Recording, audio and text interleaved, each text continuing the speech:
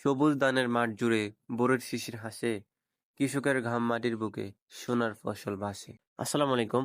প্রচুর বৃষ্টিপাতের কারণে বেশিরভাগ কৃষকের ধান পানির নিচে তলিয়ে গিয়েছে। আমাদের ধান একটু সোজা থাকায় কিছুদিন পরে কাটছি যাতে কোনো রকম সমস্যা দেখা না দেয়। পানি কমছে তারপর একটু আমরা কাটছি। আলহামদুলিল্লাহ আমাদের তেমন কোনো সমস্যা হয় নাই, কিন্তু আমার নিজের চোখের দেখা অনেক কৃষকের ধান পানির নিচে চলে গেছে। ধান নিতে নিতে কাছ থেকে কিছু পাকা আম পেড়ে নিতেছি, কারণ এই আমগুলা পরে গেলে আর পাওয়া যায় না। দিনে অতিরিক্ত গরম পড়ার কারণে আম এখনই পাকা শুরু করছে।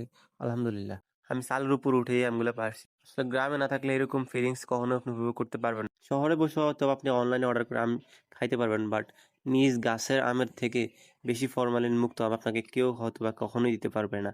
এটা চ্যালেঞ্জ দিয়ে বলতে পারবো।